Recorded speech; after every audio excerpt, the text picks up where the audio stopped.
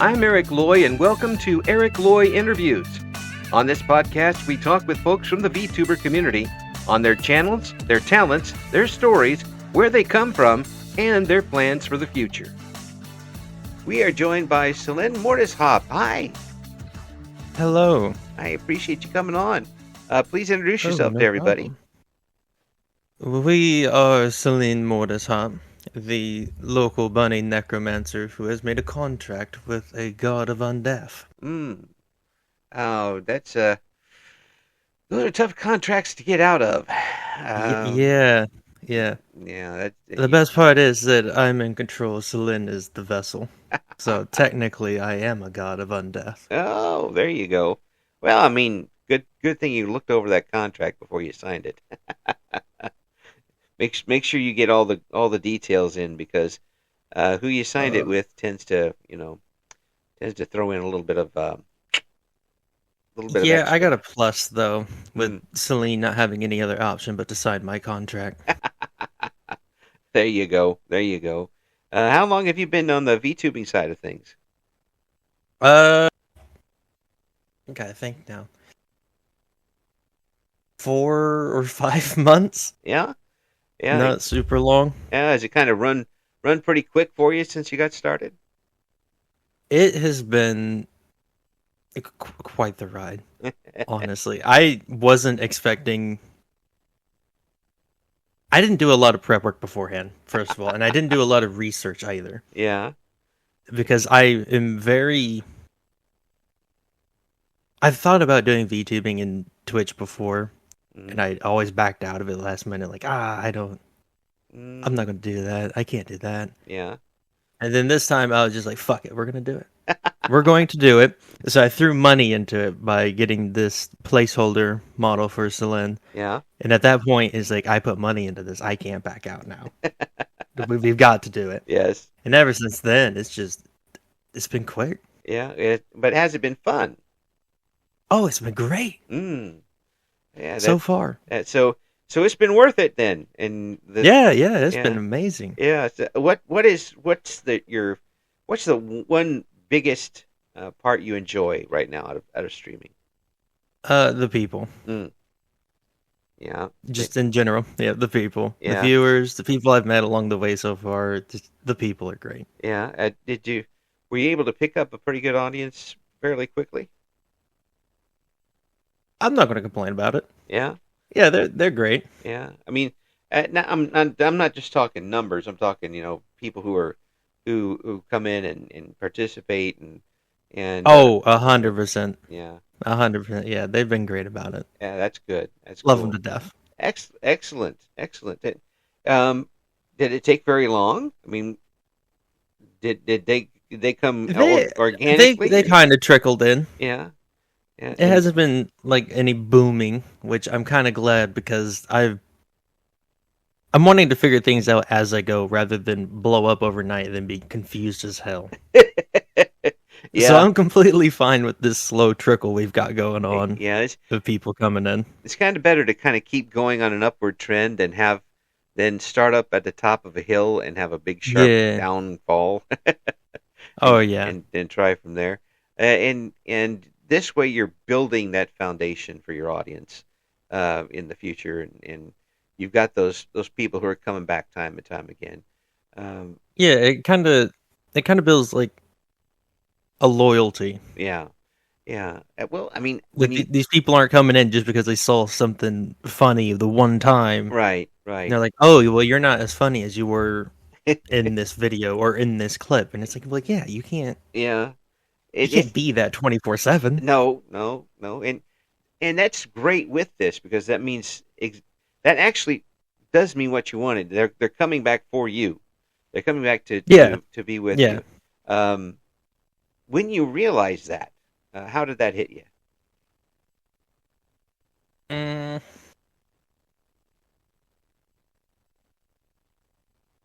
I'm still conflicted on that. I'm not quite sure how I feel about it. It's strange. Yeah. It's. But it kind of reminds me of hanging out with my brothers most of the time, though. Really? How? Yeah. How? Like family? Yeah, yeah. It's me and my brothers do a lot of stupid jokes or stupid activities in video games. Mm-hmm. And when I'm catching other people that are playing with me while I'm streaming and they're doing the same things. And it's like, oh, well, it's not too different from hanging out with people like I normally do. Because Yeah. I'm not personally great with people. Yeah. Well, not everybody is. I'm not. I'd rather just kind of sit here and talk with people on the other side of the screen.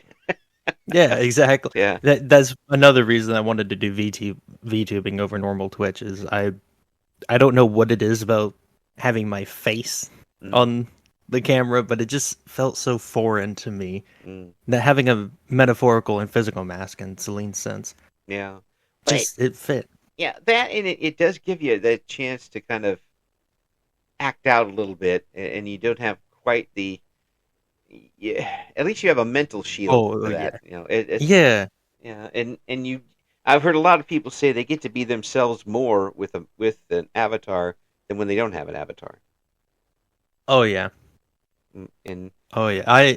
I can talk about all of my strange fascinations with necromancy and the undead all I want, and not have to people look at me like, "What the hell's wrong with you?"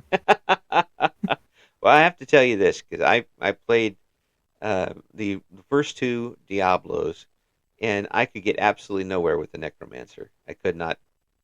I could not. Really? Yeah, I just never could get that rolling. Um, maybe Oh, I. I've played the fuck out of the necromancer. Oh, I. So, what is the key to? I mean, All right, if you done it all right. In Diablo 2, you've done it. I've done it. So what's the key? So the key is depending on the build you're trying, Uh-huh. because there's three major necromancer builds. Okay. You have the Lagomancer, which is all the summons in the game. They Right. just summon anything and everything they can. Right.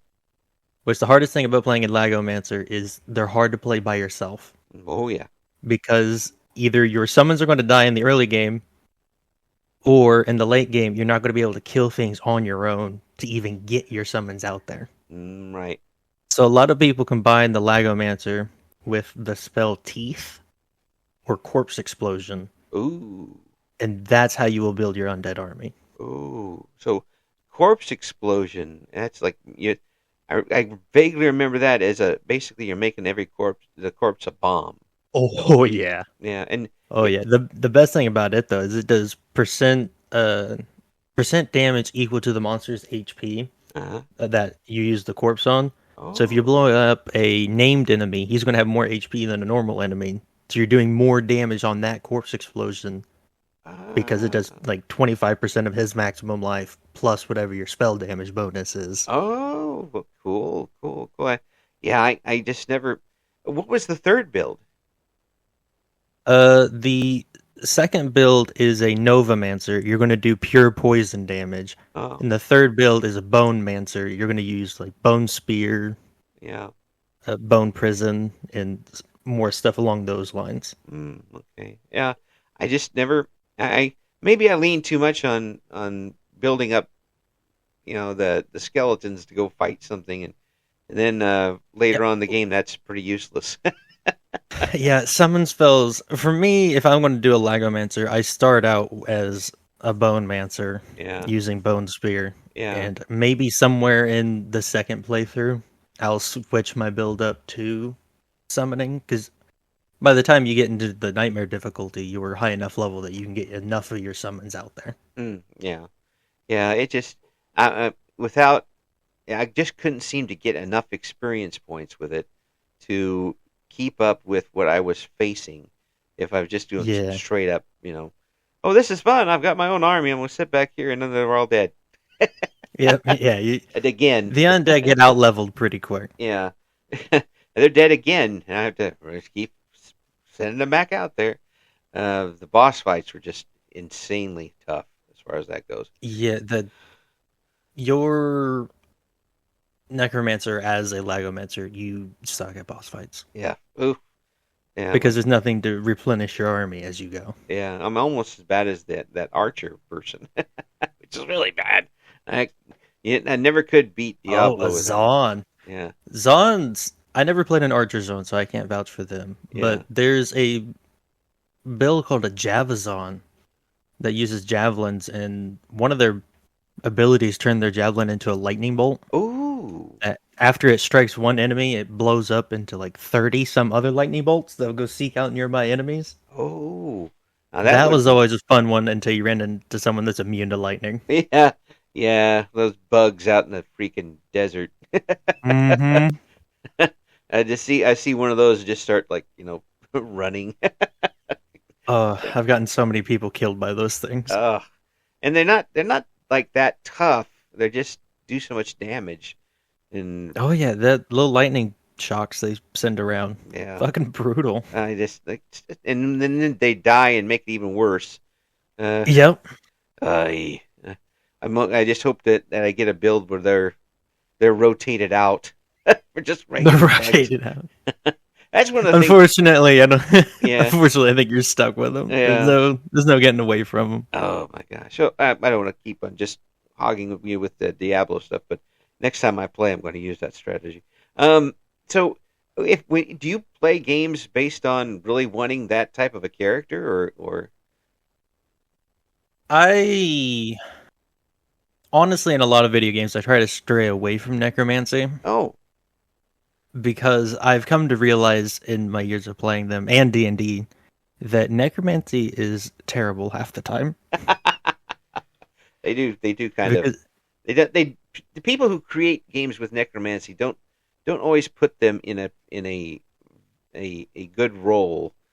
yeah, or if they do put them in a decent role, they got necromancy wrong and they don't feel right. Like heal spells and such. Like, I don't know. Yeah, it's like, yeah, that's cool and all, but that's not really what I'm wanting here. Yeah, yeah. And I understand that a lot of games aren't going to give you armies of the undead because it would counterbalance their entire playthrough. Oh yeah. But you could give me more spirit mancer summons or spirit mancer like spells like manipulating Mm. life energy, Oh yeah. because that is a misconception about necromancy I've seen a lot. Necromancy isn't the manipulation of corpses, Hmm. it's the manipulation of life energy. Hmm. Yeah, yeah. It's I mean, having the army is pretty fun, but it's Oh yeah, it's a blast. I love it whenever games let me do it, yeah, but but I understand why a lot of them don't. yeah, yeah. It's like some of these games were created by frustrated dungeon masters. Yeah, they're sick of our necromantic bullshit. I mean, you can be a necromancer all you want, but you only summon one thing and it's weak. Yeah. Oh, great. I got lucky with my DM. He's like, I don't want all these undead on the board. However, I will let you summon one undead that has all of their hit points. Ooh, That's been a great workaround in my group. that is a wonderful workaround. That Because you're is, still getting the feel of your necromantic summons are present always, yeah, but it's only one skeleton or one zombie on the board. yeah, He but just happens to be one tanky boy. yeah, just get out there and take the hits, zombie. Yeah, they go die. Yeah, there's zombies you can't do much with anyway, but go out there and just get hit. Oh, you can do a lot with zombies. Yeah. Oh, I I'm made a I'm talking about when I'm talking about D&D, I'm talking about like the old 2-book D&D, and I played when I was a oh kid. the oldest D&D I played was Advanced, Yeah, and that has probably my most playtime. yeah, I love Advanced so much. yeah. I'm talking like early '80s stuff, and that was We it was a lot of fun to torture the DM, but um, I told this story one time. And remember that we're talking about really really basic stuff here. I hmm had a cleric, and the DM had a artifact that we find. He called it like the staff of Ra or something like that, and he put as one of the powers on it, um, like 8 times you could go just short of the speed of light. And I'm like, well, that's pretty amazing. And then, of course, he rolls, and the Ra himself shows up, and he's angry that I've got this. And my party's like, Oh, well, okay, whatever. And then he says, in order to appease me, you must bring me 2 dragon's heads. And they're like, and they look at me like, you're a cleric. You can't use anything pointed. How can you do that? I said, well, not only have I brought you the 2 dragon's heads, I've killed every dragon on this planet, and I've finished this dungeon. How? I went the speed of light. I don't even need anything. I just put a stick up and the heads fall off. What are they going to do? Yes. So basically, I win and have all of the golden experience points. I have a similar story. However, it was not over an artifact that an Egyptian deity was summoned. It was because of my own stupidity. Oh, what'd you do?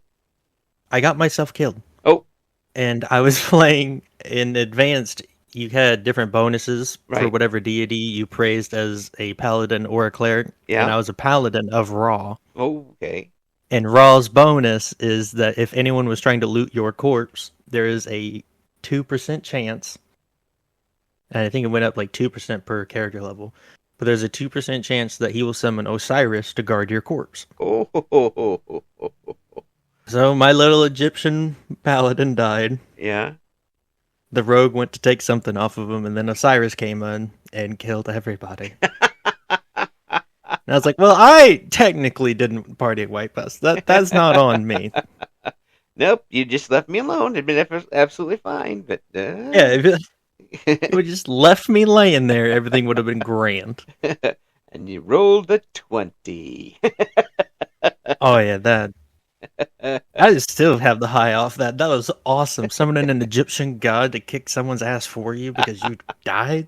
Yeah, that would be wonderful. And everybody just kind of like looking at you, staring across the table. Hey, you did it, not me. Yeah, it is like I can't help that. That's between you and Osiris. That's right. That's right. Well, it seems like so many games now should give a lot of kudos to Dungeons and Dragons because they've taken something from the original game. Whether it's they have to. Yeah.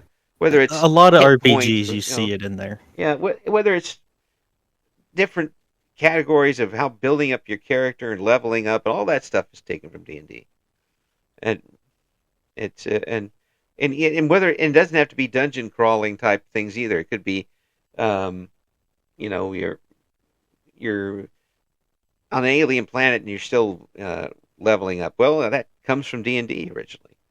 And bowing to the original D&D Gary Gygax and stuff. It should be on all of those games. So, do you mostly play those types of games, or are there other games that you like to put on the stream? I have a wide variety of games I play. Mm-hmm. Like what? I am recently getting really big into Warhammer. Mm. I'm still learning a lot about it, but Warhammer 40K is awesome. Yeah. I love the idea of the Space Marines. That would be fun, actually. Oh, they're great. Yeah. I've always loved horror games. Mm. So I do like to dive into the horrors of the mind a lot. Mm. So you like the long con games or the ones with the jump scares? Oh, it's got to have a good blend of both. Mm.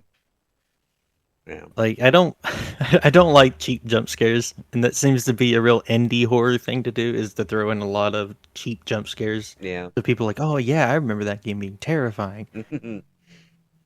But it wasn't very fun. Which that's not great though. Yeah. You could have had something better with that. Yeah. But I really do like psychological horror. The horror of choice is my favorite. There, where you've got choices and none of them are good. Yes, like no matter what you do, you're going to seem like the villain here, and you don't want to. Which those are great. Who are you going to sacrifice to keep going? Exactly. Like you have to. I think the best example. I'm really blanking on the name now, but you're playing as a father that's looking for your son, mm-hmm.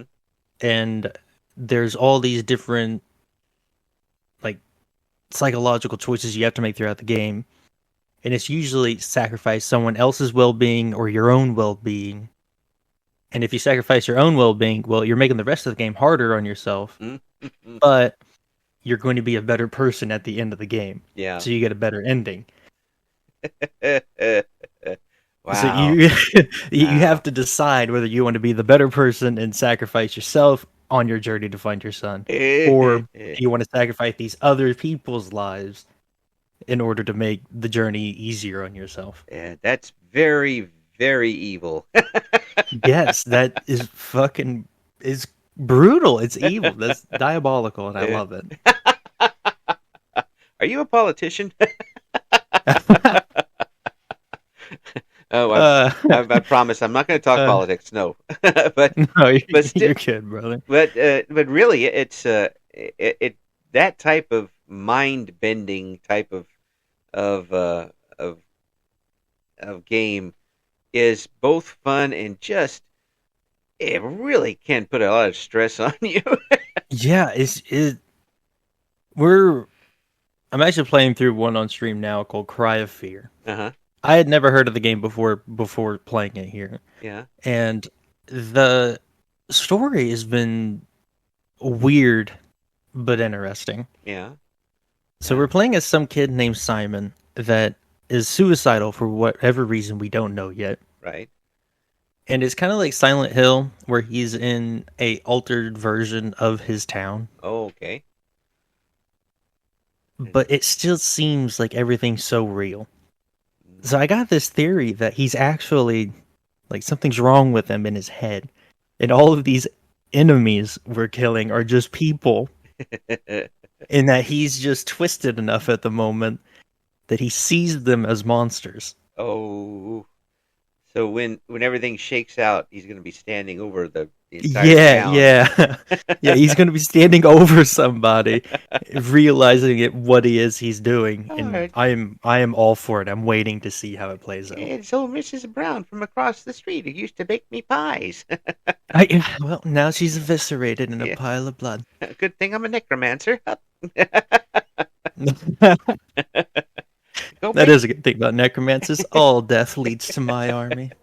Now go make some pies. Eternal pie recipe? Yes. Waking everybody up to just so they can make you bakery goods.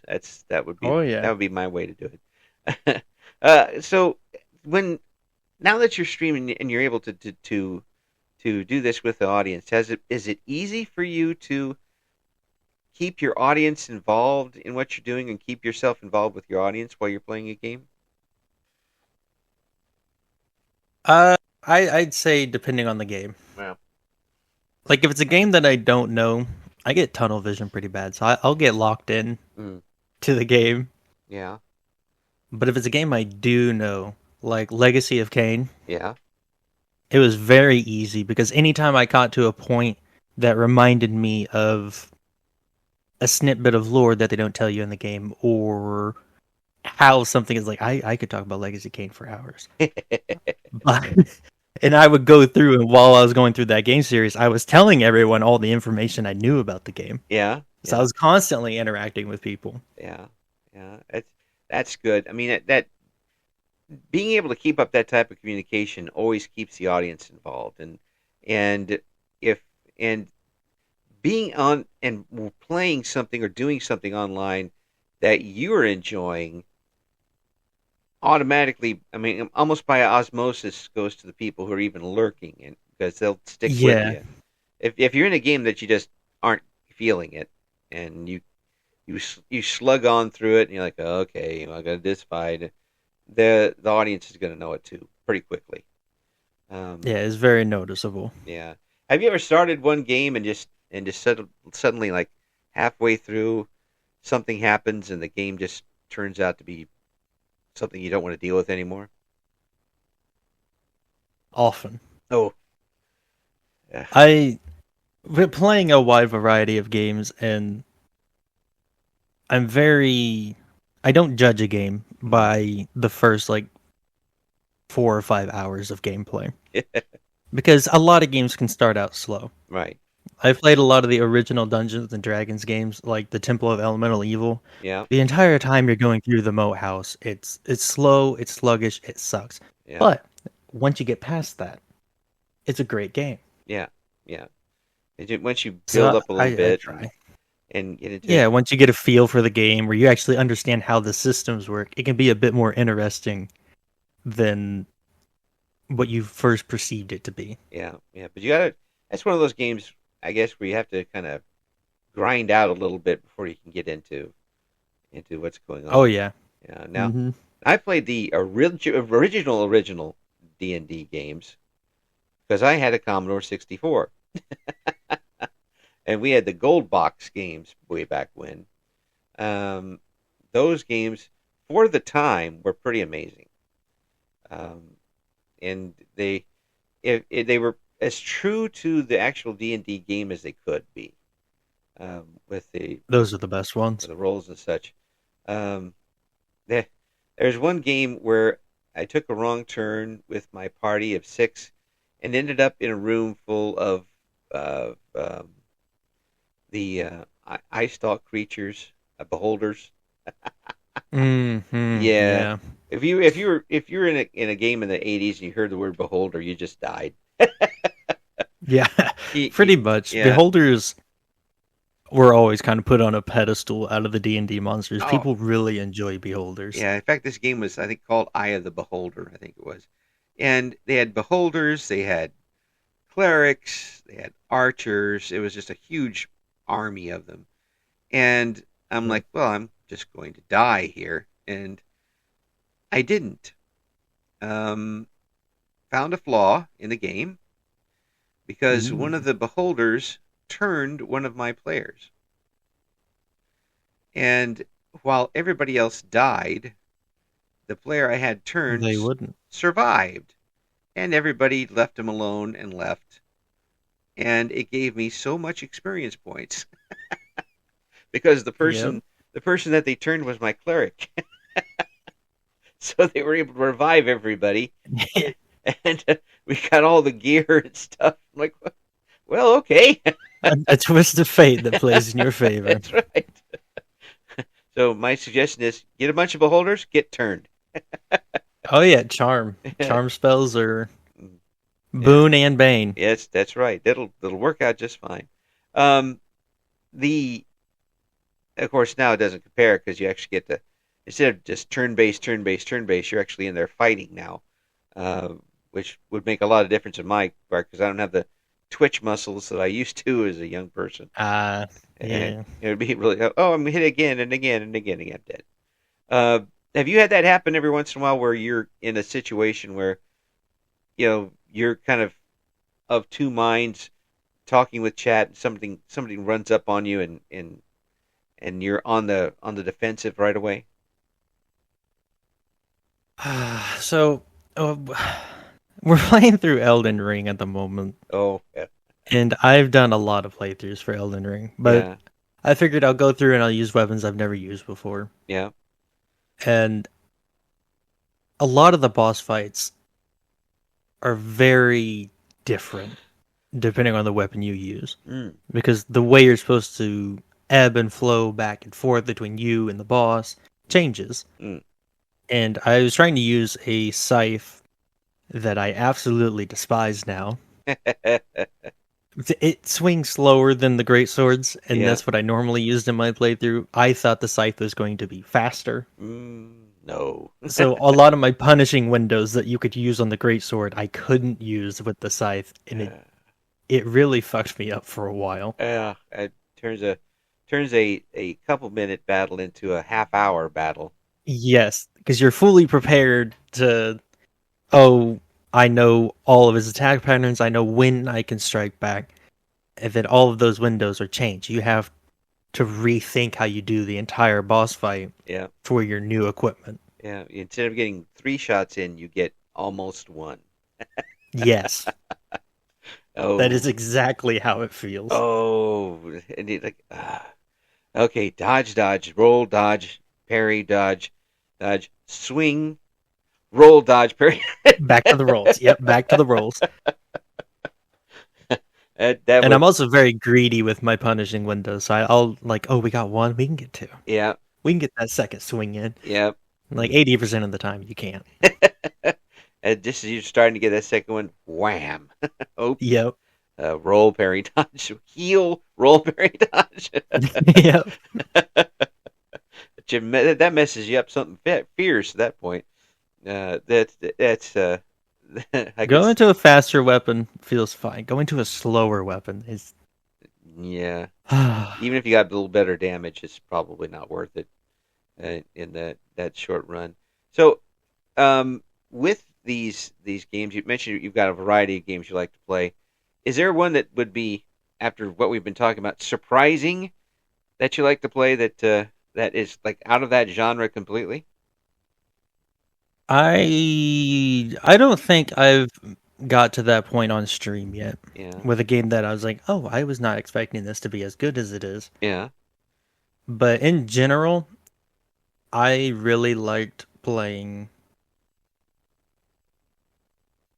I don't know. That's a hard one because I do have a wide variety of games I do enjoy, and I don't think I've been too surprised by a lot of them. If you say like Barbie, maybe some of the party games. Yeah, I was gonna say if you like, say Barbie's Horse Adventure, I'm gonna laugh. No, no, but like Repo, I have played that on stream. I enjoyed that game way more than I thought I was going to. It's just so silly. But going into it, yeah, it is a very simple game. Yeah. It's so great and silly. It's just you know. Oh yeah, it's ridiculously silly. Yeah, pick up your own guy and throw him into the lava. Okay, game just keeps going. Yeah. And I also like party games were just never really my thing. Yeah, but you know when you get people, when you get a good bunch of people, and it makes a big difference. Yes, it really does. Yeah, and it really does sound like you've got yourself in a pretty good place with this. Is this what the channel right now? What you wanted when you started? I didn't know what I wanted when I started. I just knew I couldn't back out of it. I had to get myself into a corner so I wouldn't back out again. Yeah. And when I found out how to trick myself into doing that, I was like, all right, now we can focus on figuring the rest of this out as we go. Yeah. And no regrets. No regrets. Good. Not at all. Yeah. Where do you see yourself here in the next year? Oh, fuck. I don't know. I'm trying not to think that far along ahead. I'm trying to live in the right now, I guess, because there's a lot I'm figuring out. Yeah, there is. Like if I knew then some of the information I know now, I think I would have been a little different about it. I probably would have done a little bit more research before I just dove headfirst into the waters. So what? But I still don't regret it. It's still. I mean, was it something? So, you could have been streaming in a lot of different ways. Why did you choose the VTuber side of things? The idea of creating a character really intrigued me. Playing a lot of D&D, I love character creation and I love backstory creation. Yeah. And the idea of making a character that I could portray myself as on Twitch intrigued me a lot. Yeah, I can see that, especially for somebody who enjoys it as much as you do. That would be intriguing, and being able to keep being able to keep it from stream to stream and develop and keep rolling as that character is pretty cool. Slowly build upon the story that you written out originally for them. Yeah. It's really like playing D&D itself. Yeah. You get to be your own dungeon master. Yeah, exactly. Yeah. And you've created this world. You make the rules. You have to set the standards, though. You don't want anybody getting too, out there. Well, yeah. Have you had to bring down the hammer on occasion? Only the bots. Yeah. Well, they're fun. Yep. They're fun to smash. Yeah. Oh, they've really been coming in waves here recently too. Yeah. I don't understand the technology or the reason behind them. I just know I hate them. I just know I hate them. The reason is 100% money. Yeah. Well. Yeah. That I can understand. I don't like it. It's all about the money. Yeah. The same with like AI stuff. I understand why they're doing it. I just don't like them. I don't mind AI too much. Yeah. when developed one myself, so I kind of get it. Yeah, well, I mean, if you're using it as a tool is one thing. If you're using it to replace an announcer is another thing. Yeah. If anybody ever buys any of those things off of YouTube with the automated announcer voice, that's on you. That's on you. That's your fault. Because you could have hired an announcer literally for a cheese sandwich. We're not that expensive. If you don't want to spend, we don't want to spend 45 cents on an announcer, and you're doing this, your product ain't very good. That's my soapbox for the day. That's my soapbox for the day. So, what have you got some goals for what you want to do with it? Have you got some directions you want to take your channel this year? Goals. The biggest goal I have now is I want to get a model for Selene that I actually like. Yeah. Right now, she's just a placeholder, and I like the placeholder. Don't get me wrong. Right. But it's not going to stay. So, is that a hint for people to send in suggestions? Oh, please no! I've gotten so many. I've gotten so many. Are any of them any good? Some of them have been, yes. One of them was I kept portraying Selene as a necromancer mage bound to this undead deity. Right. And someone gave me the idea, well, what if she was more priest-like and she's a priestess of undeath? And I was like, I like that. That sounds so much better. That actually fits with making a contract with a god. Yeah. So it might be a little bit of alteration of backstory there. Yeah. That sets you to thinking too. Now, what is that going to mean for everything else in the world of Mortishop? I don't think a whole lot will change. Rather than being an arcane necromancer, she'll just be a more divine one. A divine arcane necromancer. Yeah. We'll just add to that repertoire. Add a little bit to the irony. Yep. Well, it sounds like you got things rolling the way you want it right now. Are you really comfortable with everything that's gone on so far? And are you in the easy chair as far as your channel goes? For now, yes. I think I'm in a good spot. Yeah. I can't say that it will be a month from now because shit could always go awry. Oh yeah. But for now, yeah, I think I'm rolling good. That's good. And folks need to check out, see what's going on in the house of Mortishop. We'll have links in the description for this video, and we're going to get you on again, hopefully in a few months to see how things are going for you. Once you do get all that together, please let us know so we can promote it for you. When you decide to get that model and what you're wanting to do with it, because we want to make sure that everybody knows what's going on with you. Much appreciated. Yeah, and I thank you so much for coming on. It's been an absolute pleasure talking with you. And anytime. And hopefully we'll get to you again sometime. Selene Mortishop, thank you so much. Thank you for having me. Thank you for listening to Eric Loy Interviews.